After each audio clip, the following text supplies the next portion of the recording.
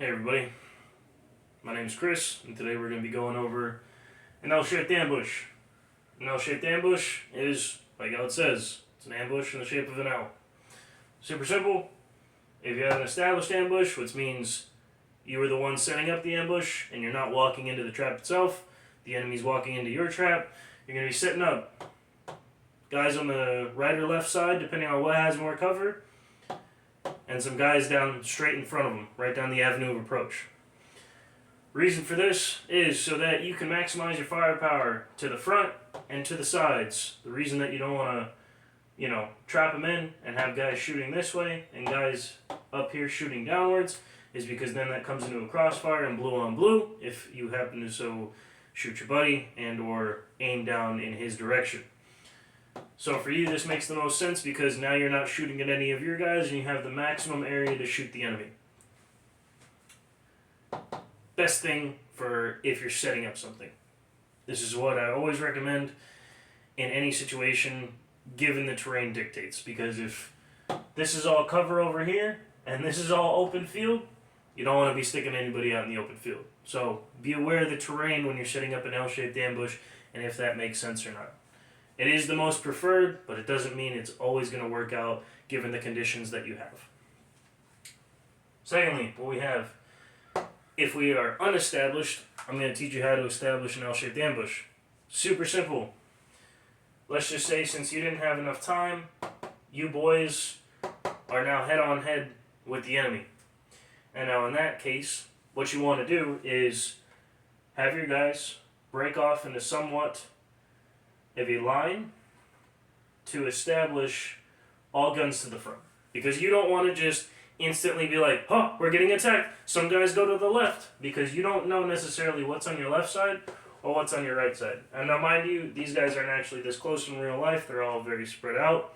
So you're trying to get as many guns into the fight as possible while also not just making blind decisions and sending dudes to go perform an L-shaped ambush. So once you've established, hey, all guns towards the front, we can see what's in front of us, we know if we can either push through because they're so close. Well, let me back it up a second. In this case of an unestablished ambush, you want to realize if they're near or far.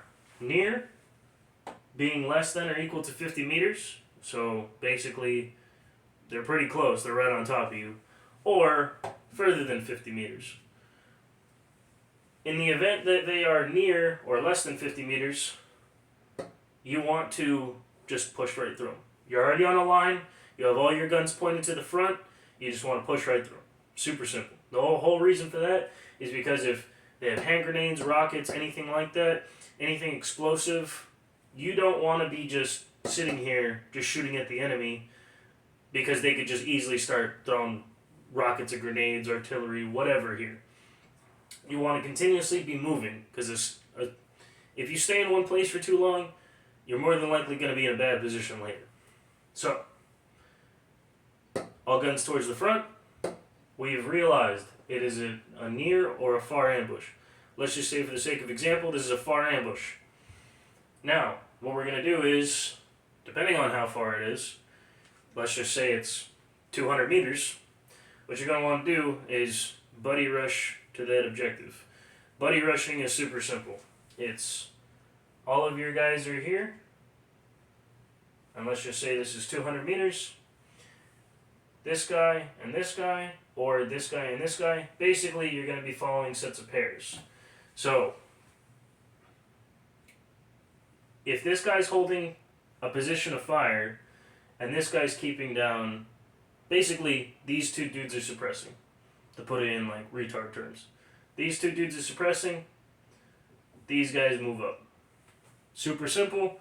When these guys establish into a good position, they start picking up the rate of fire, these guys move up. Super simple.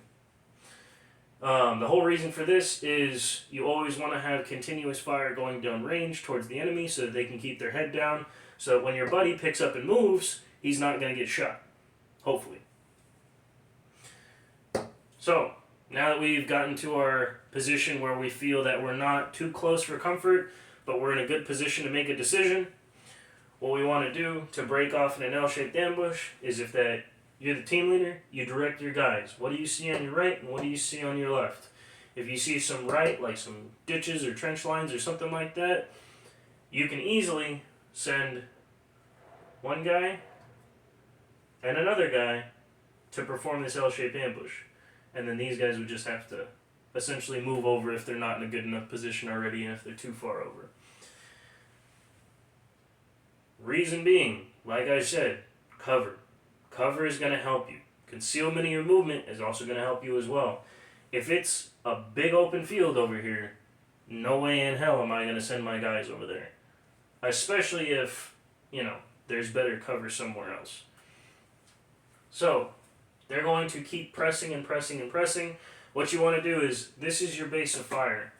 These dudes who have just moved up from this line here are now your pivoting element.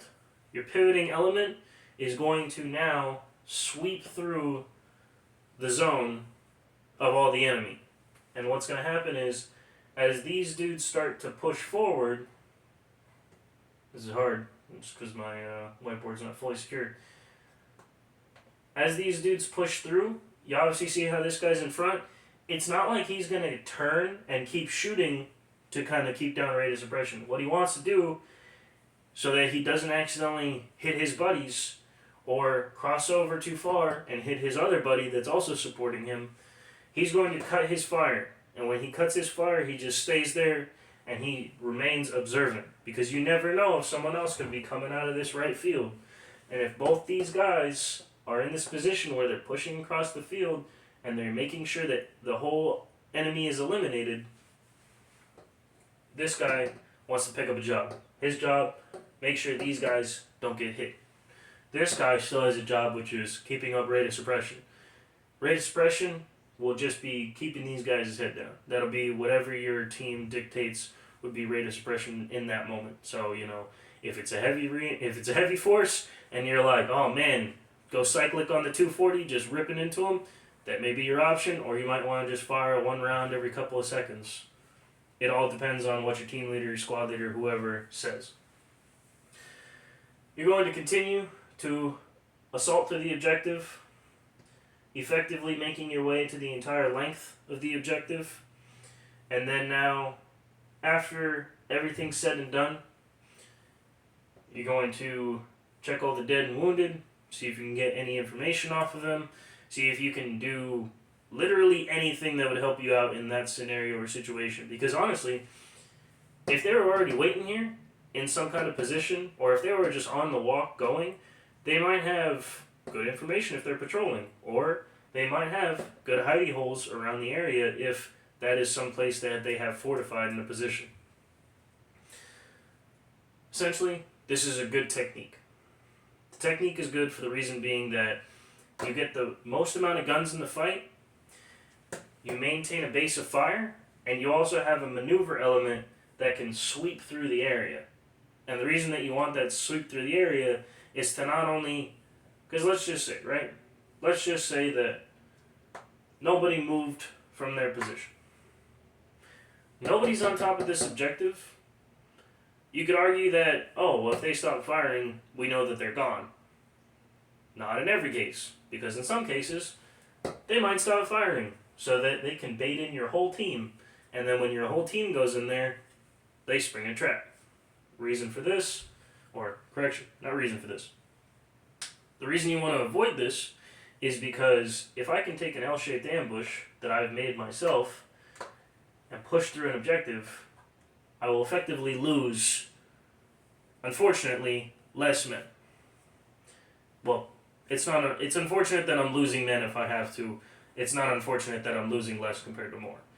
It's better that I'm losing less compared to more, regardless, still unfortunate of the circumstances. So, if you're one of these dudes, be on point. If you're one of these dudes, be on point. Basically, everybody here has a job. This dude has to make sure he doesn't shoot homies. This dude also has to make sure homies don't get shot from the back. These two dudes have to make sure everyone in this kill zone is dead. Being dead checks or searching bodies or whatever it may be. This dude, again, once they push further, want to make sure that they don't get shot. essentially the same thing is, before they even reach his limit of advance, he's going to keep suppression. Super simple, and that's all that matters. So, important things to remember when you are establishing or in an unestablished ambush is near or far. Reason near or far, like I said. If you're near, you just want to push the objective. Hopefully you can eliminate the enemy. If it's far, then you're going to have to do more finagling with getting your guys into position, reaching a certain point where you can get close enough to conduct this L-shaped sweep or L-shaped ambush if you're not already established in one. If you're established in one, what I'd recommend you do is honestly wait until they get 50 meters. Because if they get 50 meters and you rip into them and it's a smaller force or it's the same size force as you guys will have them outnumbered, or not outnumbered, but definitely outgunned and definitely surprised. So if you're establishing one, I recommend 50 or less depending on the terrain. If it's an unestablished, hopefully you are farther enough to where you can maneuver your guys effectively. You want to think about the size. If you're sitting here with a 4-man squad, 4-man fire team, and a squad, which is, roughly, like, let's just say 13 guys, if the squad comes down, obviously you're outnumbered. You have the surprise on, or you have the jump on them, but you're outnumbered. So it is in your best interest to take into account the size, because guess what? Just because you're in an L-shaped ambush doesn't always mean you have to conduct the L-shaped ambush. Especially if it means that you might lose more guys than you could take out. You might want to just let them pass through. Have your guys here, stay in the brush, and stay away from sight. And then you want to just let the enemy pass through. You radio it up, and then they can take care of it from there. So size is always important. But if it's something where it's like equal to or less than your force size, I recommend just taking them out. So simple as that. Weapons available. So this goes into knowing what you have on hand, being knowing what every guy in your squad has. Not what they have on paper, but what they literally have in their pockets and on their vest and all that other stuff. You want to know what they have in the fight available, especially if they're doing an established, or unfortunately, if you have to maintain, or if you have to resort to an unestablished ambush.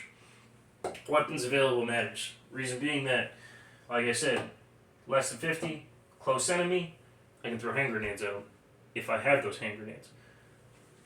I could do 240s, which are machine guns for everyone else. I could do machine guns here, firing right up the road, and that would be a lot of suppression, a lot of firepower, essentially down that road. If I have a mechanized enemy, what I could do is place rockets somewhere that I feel that a rocket shot would be best. Maybe isolating if it's a whole convoy, let's just say it's 4 trucks or something like that. You could throw some guerrilla warfighting tactics into it. Take out the first truck, take out the last truck, box them in, have your guys on the sides, lay into them. Just absolutely lay hate.